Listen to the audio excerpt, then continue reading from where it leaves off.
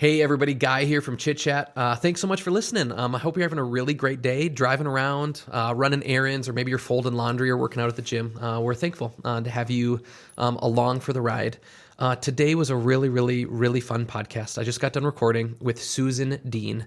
If you don't know Susan Dean, I'd like to welcome you to St. Cloud for the very first time.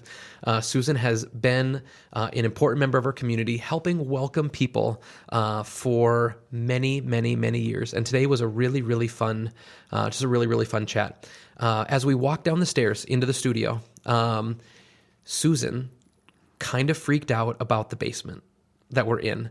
She looked at all of the big pieces of granite and she just loved it. And she said, "Oh, look at all the mortar in between these rocks." The irony is that when I walked into this basement for the very first time, I felt the exact same. It was fun to see my reaction for a cool, gnarly old basement in Susan too. And then while we talked today, Susan talked about mosaics and about how our community is a mosaic and we just need more mortar to hold all of it together. And I hope that we can all follow Susan's lead and work on holding on to people a little tighter and being a little bit more like mortar in these big, cool old bricks that we're surrounded by, holding stuff together. And it was a really fun podcast. I'm really really thankful that I got to have that conversation with her. And at the end, there's a special little treat for you. So enjoy. Thanks for listening. Thanks for being a part of this community. It means a lot to us that you continue to listen and continue to support it. Thanks, everybody.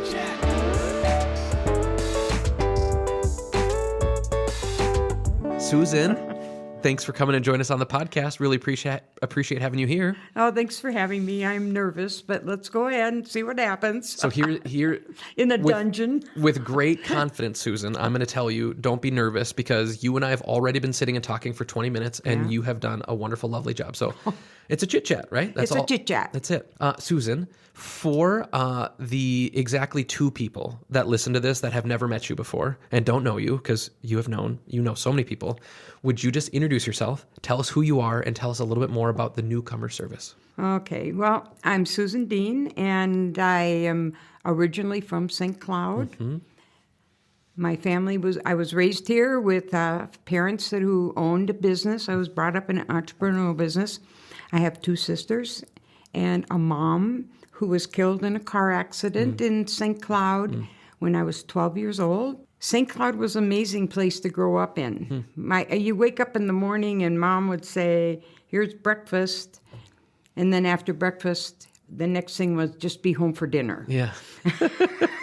And, I would go down to the bluffs in the Hester Park and climb up the sewer towers and their sewer pipes up into the streets. And it was just a really great place to be. But then when my mom died when I was 12 years old, my family sent me away to a boarding school.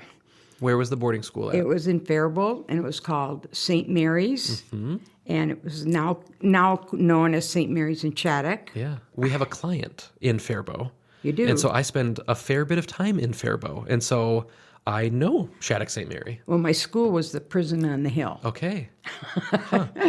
Now, I did not enjoy those 4 years. Oops, All right. I knocked this thing a little bit. Oh, no, no problem. But I didn't enjoy those 4 years, and I came back to St. Cloud in the middle 60s, about 1966, actually. And that was at a time when the hippie movement was on. And I decided that I need to go out and be a hippie in California. So I took off there and came back here. How long were you in California? That was just a visit. Okay. Just like a month or two visit. Sure. But I thought I was pretty cool. I came back. I remember standing in line to register for college. And I had long blonde hair. I was just going to say, how long was your hair? Blonde. I bleached it blonde. And I was really tan, and I wore my short shorts and tight shirt. And I was smoking a cigarette, too. I was standing in the line in Stewart Hall to register for classes. And I remember being so cool. I was sitting on the floor. Oh, my God, I can't believe I did these things. I was sitting down on the floor, getting ready to go in and register. And two girls behind me go, "God, I didn't know they had hippies in St. Cloud." Yeah. Chalk went up. I was really, really into it. And I stayed into it for quite a while. Sure. Almost through my 20s. I lived all over the place. Yeah. But then life had its way of bringing me back to St. Cloud. Yeah. And I ended up owning Newcomer Service. I don't know how to actually, there's so much that goes on between Then and when I now? was the hippie sitting in the hallway of Stewart Hall and when Well, I came back to St. Cloud. But maybe just tell us a little bit about Newcomer Service. Like, I came back what do you here- do, and kind of who do you serve? I have a really neat deal going on here. I moved back to St. Cloud in 1984, divorced with 2 children, and we had basically, my home was Red Lodge, Montana. Yeah, And that is where my heart is. it's a beautiful place. I left St. Cloud hating this place. I hated St. Cloud, and I hated everything about it, partially maybe because people sent me away to school, and I was in trouble a lot. So Sure. when I left here, I had a really bitter attitude towards this community. But then when I did get divorced, living in Red Lodge, I didn't have an education, Yep. nor did I have any goals for career. If you want to know how to do something wrong, talk to me. I've done it all wrong. But I came back to St. Cloud with 2 kids and a dad, and no husband. And I also had been just recently diagnosed before I came back, a couple of years before that, with rheumatoid arthritis. And at that arrival back into St. Cloud, the doctor here told me that I had it so bad that I probably wouldn't be walking for much more than a few years and end up in a wheelchair. How old were you when? 33 at that time. Okay. So here I am back in St. Cloud where I didn't love at the time. 2 kids, no education, no career goals, and a chronic disease that someone has told me I'm not going to ever get out of a wheelchair. Yeah. How do you support your kids? What do you do? You know, I don't know at that time. I tried all kinds of things. I went through social services and learning rehab programs and things to see what I could do. And then I was visited by Ruth Lee, and she owned the Newcomer Service. And Ruth also knew my father. And I told her she learned about my situation and what am I going to do? How am I going to raise my kids? And she was just getting ready to retire from owning Newcomer Service and went to my father and said, you know, I might have something here for Susan. Because I had to have a career where I didn't have to punch a clock. Yep. I had to be home for kids because now I'm a single parent. Yep. And I have to make money. And she talked to my father, and they came up with an idea. And my father lent me the initial money, and I bought Newcomer Service. I didn't know what the hell I was doing. I mean, I really didn't. Newcomer Service is traditionally is a service like Welcome Wagon, and any of you under 40 don't even know what that probably means. But in the old days, people would come to a community, move into a community, and a neighbor would come over with cookies or welcome you, and you started to build a social group. But when you move from one community to another, you have to rebuild everything you have done in the previous community. Yeah. You have to, first of all, buy a house Yeah. or housing. You need to find a new doctor, daycare, lawn person, get your driver's licenses renewed. You want to go out and have some fun. Where do you go? Where do you go? You need to get a haircut. Yeah. And so originally what we did with newcomers was go into a home and sit down just like we're doing here now, and I would tell them all about all these great things. And of course, what generated my income was the advertising from the businesses that wanted to be recognized. And we did that for, holy mackerel, I've had it for 40 years. For the first 15 years, we would go into over 150 homes a month. A month. A month. And we would sit down and have these wonderful businesses. You would be surprised how many people you know that I visited with that are now in the community. Yeah. After a few years, I started to realize that I really had a business. At first, it was I didn't know what I was doing. I just go out and welcome people and lived off of what she had already set up for me and everything else. And then I started to realize the importance and the value of a new person moving in.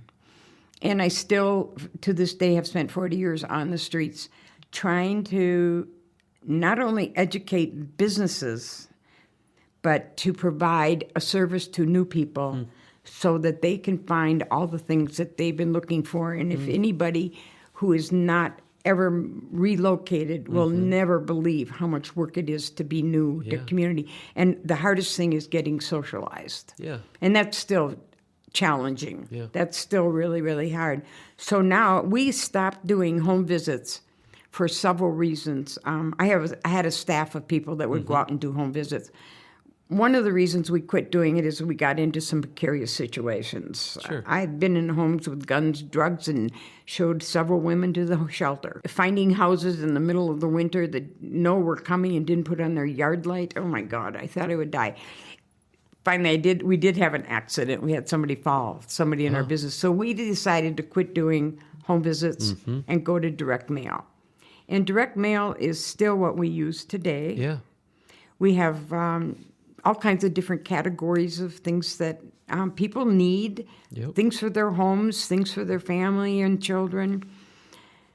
And there's just so much that people don't realize.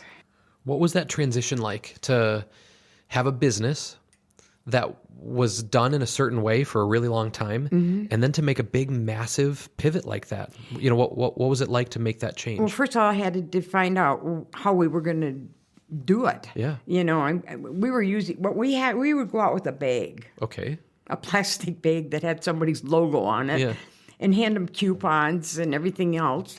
And, you know, I'd be handing, here's where to get your hair cut. Here's where to go to your grocery store. And I actually could see the customer, the new person, sorting those coupons out right in front of me. The ones that were interesting to them, and the ones that were interesting to them and ones that weren't. Yeah. So then I had to come up with a way of how are we going to get this information to them. And we did a little test marketing. Actually, people would see and pay more attention to a magazine, spend more time on something like a magazine than they would when they're talking to me and doing the sorting out that they were doing. Sure. A client, a customer, like just a hair salon, we'll use for an example, had better results by doing it on their own, reading. They would sit and go through things because they couldn't throw it all away. Okay, how did I decide to do that and how hard was it? I belong to the International Association for Independently Owned Welcoming Services. Yeah, there is one. There's a whole bunch of ladies and men out there welcoming new people to their community. And it was through a woman in Hilton Head who was doing a direct mailing that I learned how to do it. Oh, it was that's through really this cool. association. And Did you go to like a convention? oh yeah, I went to conventions all over the United States. Yeah. We even had some international welcoming services who would come here. Neat. I missed out on the one to England, but you know, when somebody moves in, I really, it's gotten to be more and more lonely. We have all these different ways for communicating now, and you know, everything is fast and Right. all that, and we keep talking about technology and the social media. And I definitely am all in favor of all of it. But that doesn't have any kind of warmth to it. Yeah. That doesn't. There's no humanity. Just put yourself in. Say you moved here from Chicago or Baudette, and you're sitting in your new house. Nobody is welcoming you. You might have one of the partners or the person who's in the house might have a job, so they'll have communications there. But there are so many things you need to find. And when we send something out, these businesses are actually inviting and saying to these new people, we would like to meet you. Yeah. And we do print ad. Yep. That's what we do. Yep. Print ad still draws the attention. You can hug somebody through a print ad. You cannot hug somebody by saying, I'm looking for a beauty parlor in St. Cloud, Sure. and put it up on the internet. You get a whole bunch of words. Sure, some of them, we all know that the top ones have gotten the highest ratings and the most circulation in their social media and that. But there's nothing there to embrace you, to hold on to you and say, we're really glad you moved here and we would like to welcome you. Yeah. And I think as a community, a whole community, we need to do a better job. Yeah. Some of these folks come here, and by gosh, they might end up as our mayor. Yep. And that mayor we have coming up was new to town one time. Yeah. Although he was a college student, he probably started out networking at Red Carpet and places like that, same places I did. The people that are moving here not only bring an economic impact, and in the first year they're going to spend $20,000 at least. Sure. They spend money more in the first 6 months than an existing client does in 2 years. There's an economic impact to it, Yeah. but it's also they're coming from out of the country, they're coming from around the United States, and they bring new attitude, new ideas, and we need to somehow, and I'm not doing it the right way all the time, but somehow embrace these new ideas because we need to grow and continue to grow. And I love all the new people that moved to town. Yeah. In the last, maybe year or so, at my church, we got a new senior pastor, and I was kind of involved in just helping on the committee that kind of welcomed them and all that stuff. And now he's become a really dear friend, and I'm kind of experiencing being new in a community for the first time through him. I bet you in September, it was 1 year, so a year and a half ago, basically. And still, I bet you it could be weekly. I'll get a text or a call from him, and he's asking, where do I go get where this? do I go for this, and where do I find this? And he was plugged into the place that they came from, that community, for decades. And so, he didn't need any help finding a barber or, a car repair place or any of that stuff, because for a decade he had been developing those relationships. But then when you move, that big giant cadre of information that you're sitting on, it all goes away, and then you realize I need help with all of that. And so kind of through this friend, that's unique that you're saying that. Yeah. Just through this friend, I'm kind of experiencing right now the reality of when you're new to a community, where do I go for this stuff? And in a lot of it isn't even just where do I go and buy this thing? It's will you help me understand this idea? I noticed this thing about St. Cloud. Am I right? Is the thing that I'm perceiving, someone who's basically been here forever, do you experience that same thing? And so just seeing our community through the lens of a brand new person is a really interesting way to kind of relearn your community and the things that are good. That's really clever. and even the things that are, challenging. Sometimes he'll ask questions oh yeah, that is kind of a bummer. That little aspect of our town or community or our culture, isn't great. We need to work on that. But yeah, seeing it through his eyes this past year has been very, very interesting. And I loved what you said about just kind of the humanity of welcoming people. We have a new neighbor that just moved in the last maybe week or so, just moved in. And there was a part of it that it was sad. The family that moved out, we were really bummed. Okay. We were really bummed to see them go. Okay. And so there was this little fear the new neighbors they're not going to be as great or whatever, right? So there's a piece of that. And last night, Lucy and I, my daughter, we were sitting and playing backgammon. If anybody's ever played backgammon, I'd recommend it. Have you ever played backgammon? I can't play games like that, but I know it's fun. Yeah. We're sitting there playing backgammon, and she said, "When are we going to meet the new neighbors?" Oh. And I was like, "Yeah, great idea."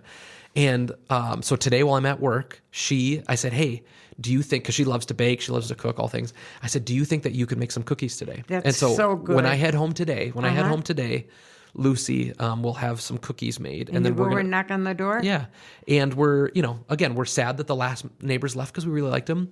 But there's a new opportunity. We have an opportunity right now to make them feel welcome and special as they're, in our community for the first time. And also they could be really great. And they'll be there, they'll have they're their own people. You don't know what they do in the community or anything yet. Yeah. You might just find your next best whatever. That's exactly right. Yeah. And so I'm excited today to go and meet our new neighbor. I think it's just really important that we just add that new person to the mix of what we've got going on here already. Because if you and I go through all the people you've done on your podcast here, I bet half of them are new. A good part of them are. Well, okay. What would you describe as new? If someone was going to say... Oh, new? You mean what's a newcomer? Yeah. Someone that has moved into the community from at least 60 miles away. In what time period? I don't follow. So how long until someone's no longer new? That's a good question. There was a time when we had a newcomer club. Okay. I did not run it. I fed an organization the names of new people that have moved to town. Yep. And then they would make contact. That's great. Okay. We had about 30 clubs within the club. We had gourmet groups, baby groups, bowling groups, and everything like that. Opportunities to meet people. And I today can still run into new people that were in that group. As a matter of fact, there's several that go to chamber with us. Oh, neat. That Tammy Delane from the District 742, she stopped me the other day and she was with a woman. She says, we met through your Newcomer Club 30 years ago. That's great. So, they're still new in the fact they're still bringing something into the community. I don't have like a deadline, though, saying if you moved here on January 1st, you're not considered new any longer. But the impact that I have and that the community could have really needs to happen within the first 6 months or a year. I get to the home within 1 to 6 weeks. Okay. Our mailing goes out to them. We have an unfortunate situation that I haven't been able to resolve, and this is why social media and that may need to be brought more into what we do. Sure. We cannot get into apartments any longer. In the old days, and I used to say, everybody who's listening, if you can't see me, I am old.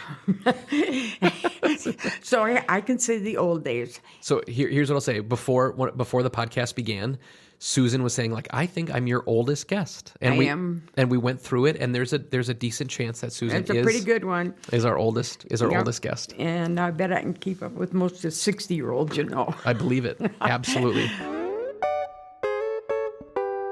Story is the driving force for us here at Switchboard. Story is also the reason that Chit Chat exists. We tell stories of the people around us through photos, videos, branding, and websites. Story helps us find meaning, and it draws a community together, and we would love to help tell your story. You can find us at www.switchboard.mn. We would love to meet you. We'd love to talk with you and learn more about the story that you are trying to tell and how our story-driven marketing tools can help you communicate better. Can't wait to talk to you soon. Okay, but anyway, now what was I going to say? There's a perfect example of being old. What did I just say? We can't get into apartments anymore. It used to be when apartment buildings would get someone new moving in, they would call me in and we'd get something over to them. Yeah. And they were really good. They all had managers within the building and they weren't part of a huge conglomerate. Huge organization. Well, I understand why the manager can't call me every month now and say, we've got 5 new people moving in this month from Chicago, wherever. So now we're down to only seeing new people that have bought homes. And 80% of the homes that we mail to are newcomers to the community. We've done our homework in years past with phone calling and research and that sort of thing. So I would say, within 6 weeks is when we'd stop connecting. But I have clients who use my service and do follow-up afterwards. So they continue on. I think Newcomers has probably built several dental clinics in this town. Really? Yeah. Well, if you're a new person moving to town, the last thing you did where you moved is get your teeth cleaned. Right. So you have 6 months. All right? You get our information, and there's the ad from our dentist. And then about maybe 4 months later, you get another card from him, and it'll say, hey, you've been here for 4 months now, and you're about due to have your 6-month checkup. Yep. And it works. Yeah, That's works. Really cool. A lot of people don't work businesses don't work hard enough to try and draw in clients. Right. They just turn it up, push the key, and say, post it. Yeah. Yeah, there's so many different ways to think about how to go about that. But I think some of the stuff that you're doing in an era that is so digital focused. It is. Right?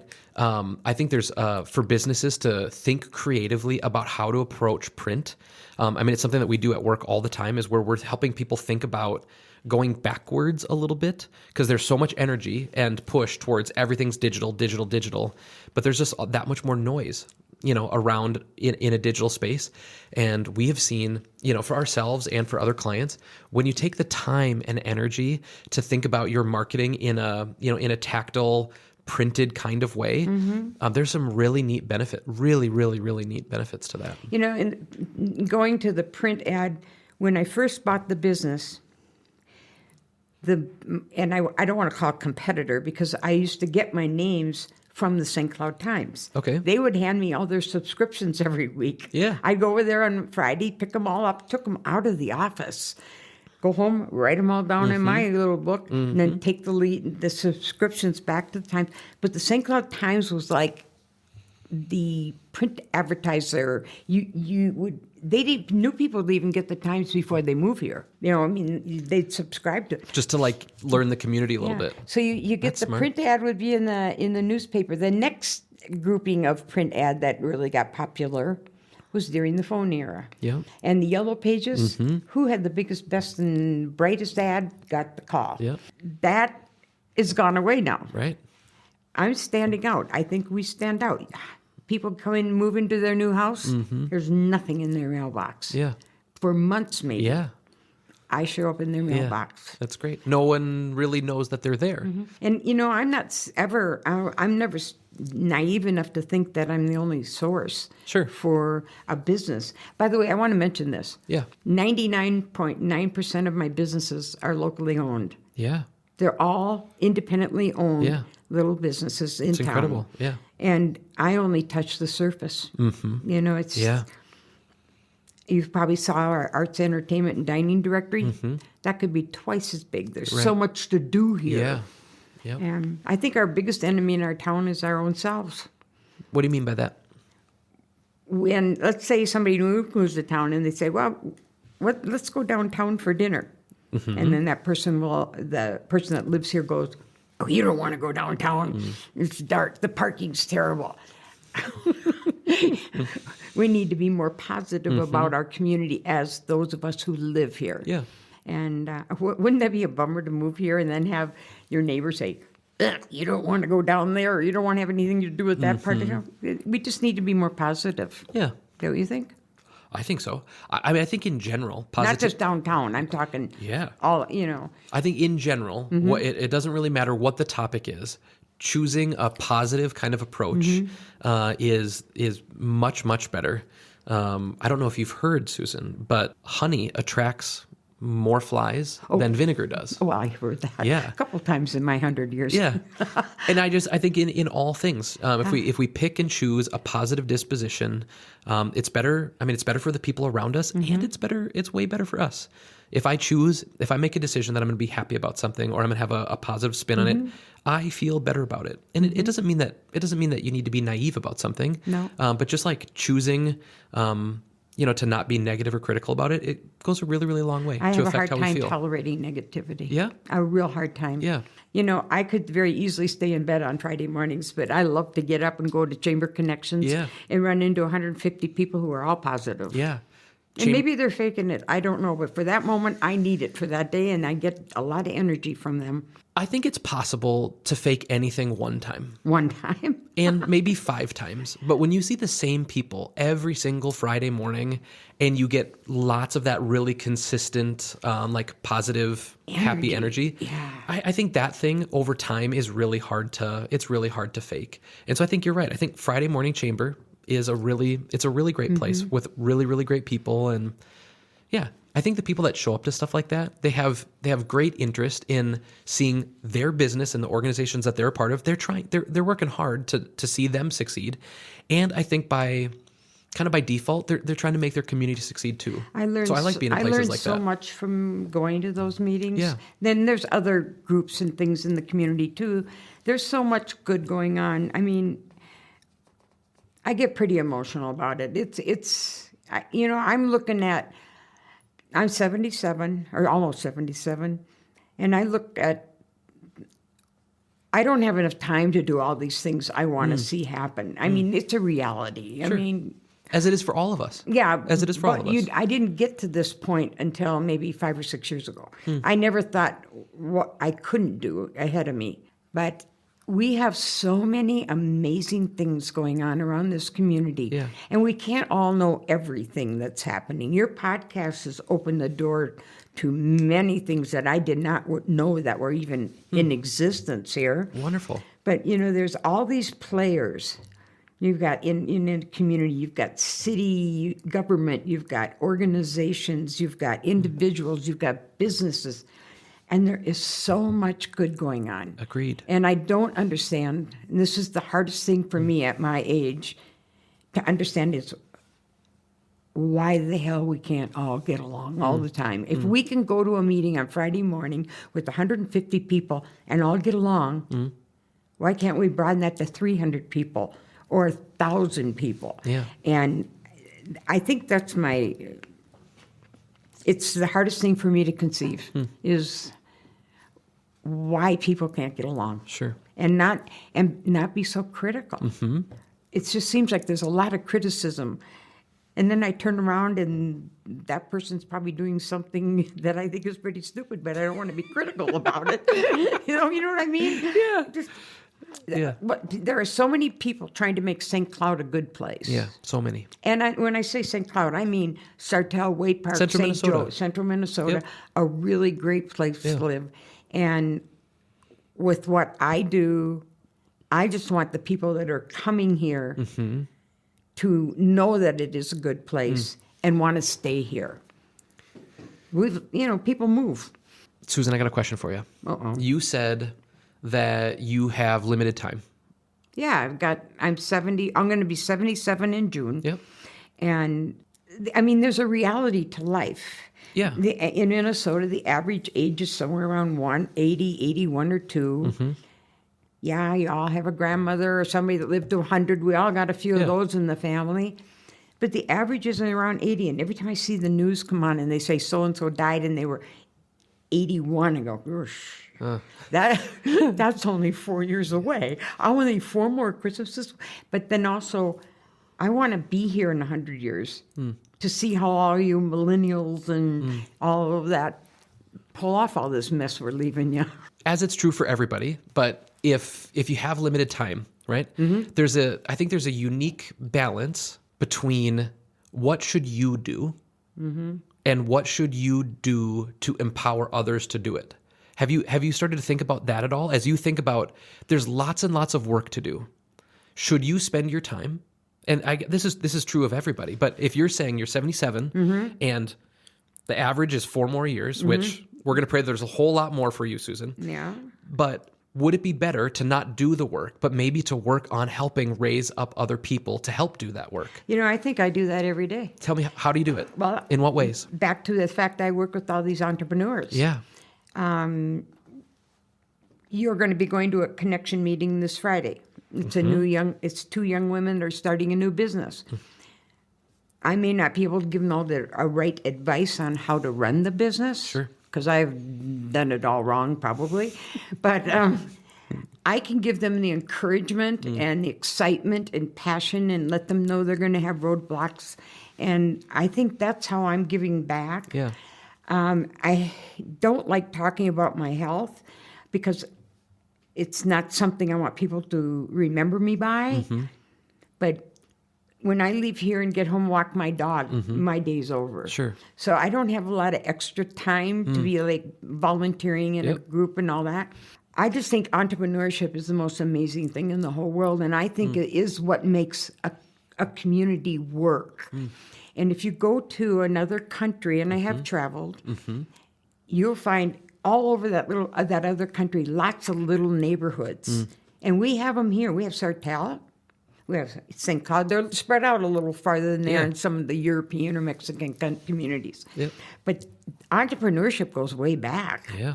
And I think I think they're the driving economic force, along with home buying. I think everybody should have their own home. But entrepreneurs are risk takers. Most of them I've met are a little scatterbrained, but they know how to run a business. They're scatterbrained in the way that their mind is just always going. Yeah. What more can I do? And all of that. So what was your question again? Just about... I get off track pretty When we easy. have limited time, should we work on tackling the problem, or should we work on continuing to develop people who will help us tackle the problem? And so how do you go about making sure that whenever you're gone, whenever I'm gone, our legacy, you mean? Yeah, that we have empowered enough people, right, to keep doing work, to keep helping our community, so that we get more than just however many years of life I have left. is, some finite number. But if I can figure out a way to help raise up people behind me, I get to multiply exponentially the amount of years of work in this community by helping, hopefully bring up those people. Well, I don't know how to answer that, to be honestly truthful. Because right now I do toy with my legacy a lot. Sure. Everybody wants to leave a legacy. Yeah. And that one's got me stumped. I'm afraid of it, kind of. All right. It's like, see, I still love to work. Yeah. Yeah. I still like going out. This is coming to see you, going to all these customers. I still want to be in the door talking to people. I think that's also my social life. Sure. But part of it. I feel similar about my job too. It's like I have so much fun, and the people I get to see, a big piece of my social need, my social tank is filled, even while I'm at work. I know. I know exactly what you're saying. But I don't know how to directly answer that question you have asked me. Right. Well, how about this?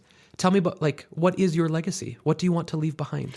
I have thought about this so much because I'm actually on weekends putting together, how to get rid of all my stuff, who gets what and all that kind of thing. I'm at that point in time. And of course your property and stuff like that. My legacy is first to my family. First to the power that I have the greatest spiritual connection with. And that is, everybody should go out and walk in the woods for an hour a day. I don't care who you are, what you are. It is the cure of all cures. It's really intimate. I hope that my community remembers me as someone who has tried hard to be positive, show a good role model. And back to my new people, I want them to know that they've come to a great place and we're glad they've moved here. Yeah. And then, of course, I do a lot of, my legacy is in my art, too.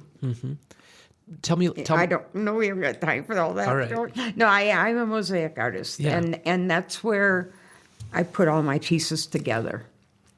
I mean, what a great thing to say about mosaics, which is, that's your art where you go to put pieces together. But our community is a mosaic, too, if you think about it. Yeah. You're environmentalists. Your city, community, chambers, the person that mows your lawn. We're all part of this, and somehow we've got to put the mortar down and keep it together. And that's kind of what my mosaics do to me. That's where they're really kind of freaky, but I just keep putting pieces together. I don't know how to explain that, but that's what a community is. Yeah. Is a mosaic, finding the right fit in the right places for people to help it become a stronger, more healthy community with a good attitude. Yeah. I love that.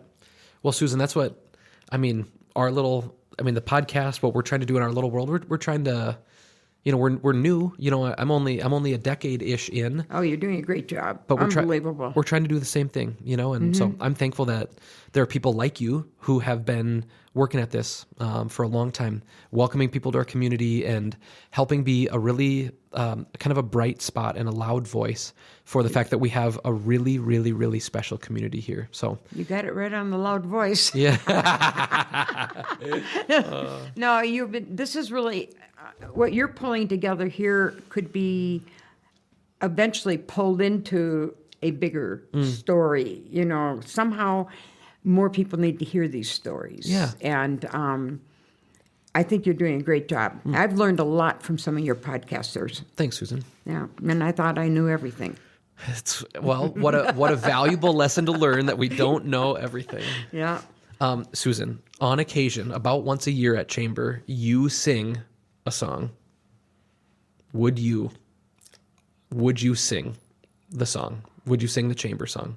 You can say no. That's totally fine. I have a song that's better than the Chamber song that I sing to myself every single morning of my life. Would you do it? Would you sing I'll it? just sing the first few phrases, but Okay. I don't know if I can do it. Who's gonna buy this wonderful morning? Such a morning I've never seen. Who's gonna wrap it up in a package and give it as a gift to me? I've never seen a day so pretty. It cannot happen twice. Where is the man with all the money? It's cheap at half the price. Who's gonna buy this wonderful feeling? I'm so high, I think I could fly. Me, oh my, I don't want to lose it. So what am I to do to keep the sky so blue? There must be someone who will buy. I sing that every single day of my life. It's from Oliver. And it's just every day of my life, I'm so grateful to wake up and have another chance at it. Mm-hmm. And maybe we'll sing that at my wedding, Dream on, girl, at my funeral, whatever it is.